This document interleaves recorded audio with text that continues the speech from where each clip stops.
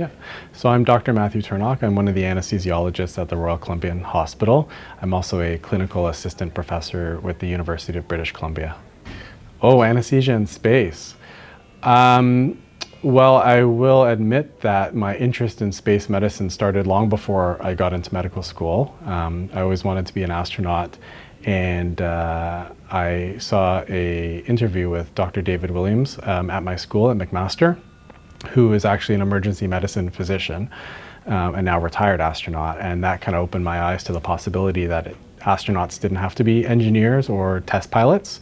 And I was interested in healthcare, and so that kind of prompted me to pursue medicine as a field.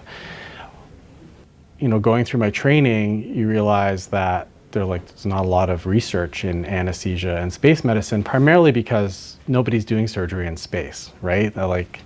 That's so far-fetched that there's no reason to do anesthesia research. Well, I think that's changing a bit now with commercial space flight taking off, pardon the pun.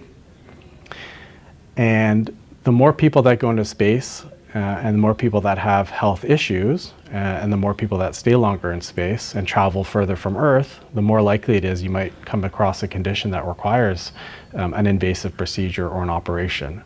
And so we have to start laying the groundwork for that. And so I think now is a very opportune time to start doing research related to anesthesia in space so that we can support those procedures like we do here on Earth.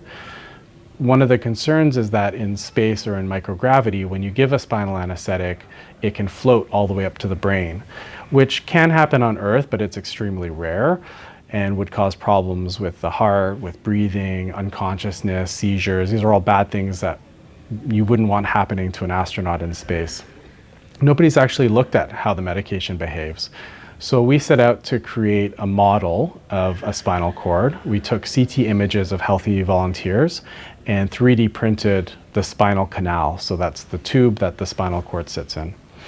And then we created a transparent model and essentially injected dyed solutions of different densities during zero gravity to see what would happen, and video recorded it.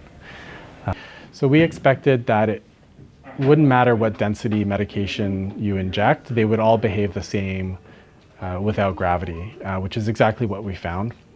So this concern that the medication would float to the brain is essentially not grounded in the evidence that we found, because in fact, it behaved the same as a medication would at 1 gravity if it had the same density as spinal fluid. But one of the interesting things we did find was that not only did it not spread up to the brain like people predicted, in fact, it spread a lot less than it did on Earth.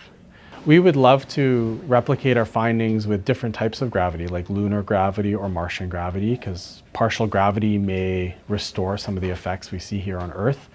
And again, answer some of those questions that we had, like how do we get the medication to spread more? Do we need to inject it faster or use higher volumes of medication? Are there patient positioning strategies we can use? Do we need to spin them in a circle in space to get the medication to spread? These are all questions that are testable that we can answer with future campaigns.